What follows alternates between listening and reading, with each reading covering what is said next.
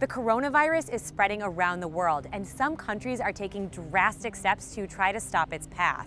The Italian government tonight put the entire country on lockdown. The central bank has devised a plan to deep clean China's cash. Governments across the world wrestling now with just how far they need to go to stop its spread. While the scope and scale of the virus here in the U.S. continues to grow, the U.S. federal government is facing the challenge of containing a widespread outbreak.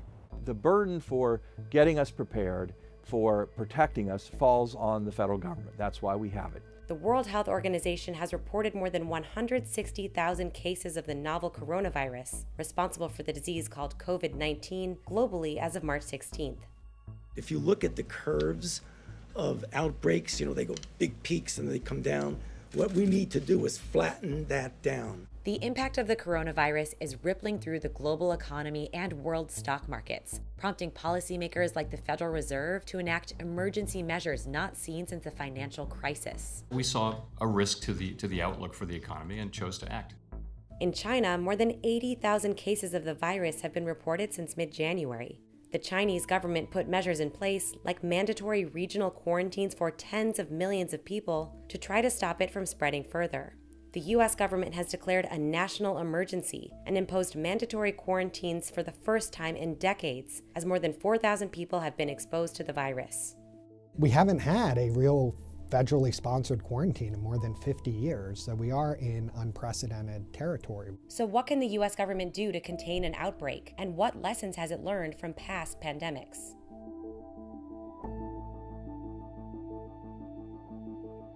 Some experts have compared the coronavirus to the 1918 influenza pandemic, also known as the Spanish flu. One reason for this is they both have very high mortality rates. During the 1918 influenza pandemic, mortality rates were around 2%. That means the disease killed roughly 2% of all the people who were infected. By comparison, normal strains of the flu today have a mortality rate of around 0.1%. Early estimates from the World Health Organization have found the mortality rate of COVID-19 is around 3.4%. This is not just the flu. It's probably 10 times more deadly than the flu. These numbers have prompted some to worry that the coronavirus pandemic could reach the scale of the 1918 influenza pandemic. The Spanish flu killed more than 50 million people worldwide, including 675,000 in the U.S., making it the deadliest flu in the past century. In total, an estimated 500 million people were infected with the virus, 1/3 of the world's population. The Spanish flu occurred in 3 waves: the spring of 1918, fall of 1918, and spring and winter of 1919. And the U.S. government had limited resources to fight it. The country was suffering from a shortage of doctors and nurses following World War I, with an estimated 30% of all U.S. physicians engaged in military service. The federal government passed a $1 million budget in 1918, equal to more than $16 million in today's dollars, to recruit medical doctors and nurses. In 1918, there were no lab tests that could detect the virus and no vaccines to help prevent the flu's infection. So government officials relied heavily on so-called non-pharmaceutical interventions. These included measures like isolation, quarantine, and limits on public gatherings. Policemen patrolled the streets wearing masks, schools were closed, and public events were canceled. Many of these non-pharmaceutical interventions were instituted not at the federal level, but by state and local governments. But despite some of these steps, fear and panic spread across the U.S. Meanwhile, local officials weren't always transparent about the severity of the disease. In Chicago, the mortality rate at one hospital reached 39.8% in 1918, yet the city's public health commissioner proclaimed, "Worry kills more people than the epidemic." This lack of communication and transparency created distrust and even more panic, and serves as an important lesson for future outbreaks. An analysis of the 1918 epidemic by the Institute of Medicine put it this way: in handling any crisis, it's absolutely crucial to retain credibility. Giving false assurances is the worst thing one can do. Advancements have made it much better and probably will help us prevent ever having something like the 1918 pandemic flu. happen again in the world, but we still have to take appropriate actions, and there are some common sense things people can do. Today, the federal government has a chain of systems in place in case a pandemic hits. Here's how that response should unfold according to standard protocol. The Department of Health and Human Services, or HHS, leads the way, overseeing a web of other agencies, including the Centers for Disease Control and Prevention, the CDC, the Food and Drug Administration, FDA, and the National Institutes of Health, NIH. HHS also manages the Strategic National Stockpile, which is the country's largest supply of pharmaceuticals, masks, and other medical supplies. It's basically treated like you would think a hurricane response, where FEMA leads, but in this instance, HHS leads, and everyone else in the department is there to support HHS in responding to the public health and medical needs of the country. Typically, the first thing HHS would do is declare a public health emergency. This frees up some public funding for health emergencies. The department may also issue guidelines on travel. Experts call this first phase containment. HHS did this for the coronavirus back in January, when it was picking up steam in mainland China. That the coronavirus presents a public health emergency in the United States. Action 1, containment. So you try to make sure anyone who has the disease doesn't infect anyone else, and make sure you try to keep the disease out of the US if it's possible. The next phase is called mitigation. That's where the CDC takes center stage, setting guidelines for hospitals, schools, and businesses around the country. The agency works with state and local health departments by sending out testing kits and explaining procedures to identify patients who are infected. In mid-March, the CDC recommended individuals and organizations should cancel events with 50 or more people because of the coronavirus pandemic. Congress can also authorize funding to states for public health emergencies.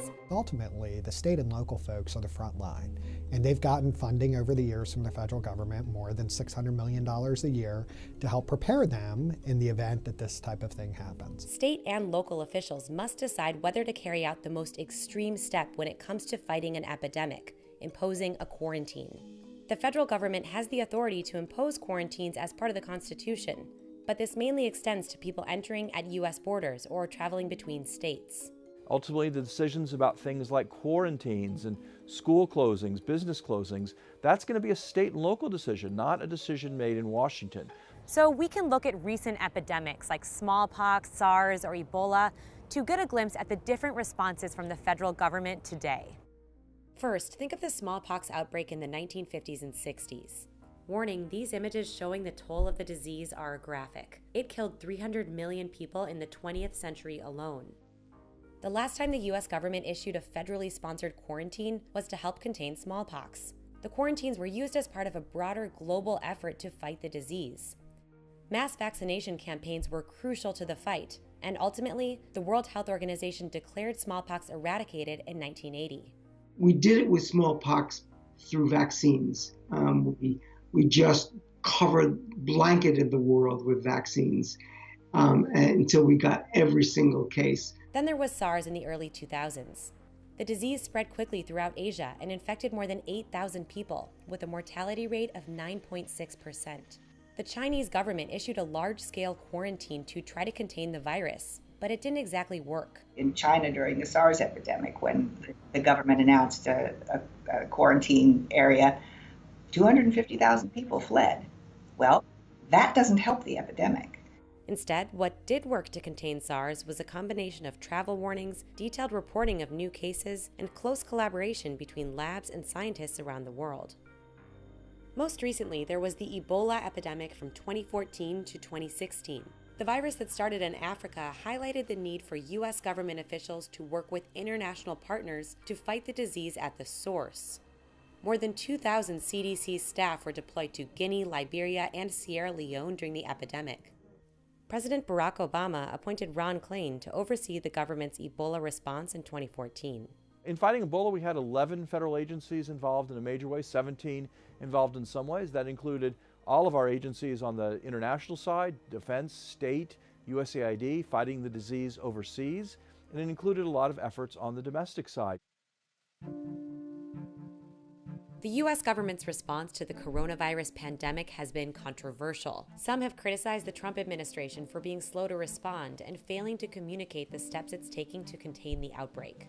White House officials are growing increasingly frustrated at what they see as President Trump's persistent attempts to minimize the threat posed by the outbreak. In March, Congress authorized an $8.3 billion spending package to fight the coronavirus. It included billions of dollars for vaccine research and preparation efforts. And I'll take it. The CDC has faced criticism for distributing faulty test kits and slowing down local efforts to test the virus. Meanwhile, health officials are still trying to understand exactly how it spreads. Companies have encouraged workers to stay home and limit travel, while some states have even banned large public gatherings. The idea behind social distancing is that, we kind of give up on the fact that we're going to just stop this disease, but we try to slow it, we try to delay it. Kind of buys us time before we can get a specific treatment for COVID-19 and ultimately a vaccine. Experts agree clear communication from the federal government and social distancing measures are key to containing this outbreak.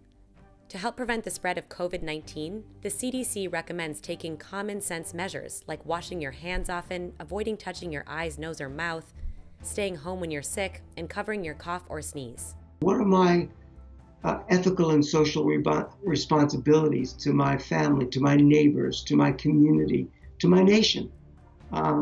And we need to recapture that sense of the common good.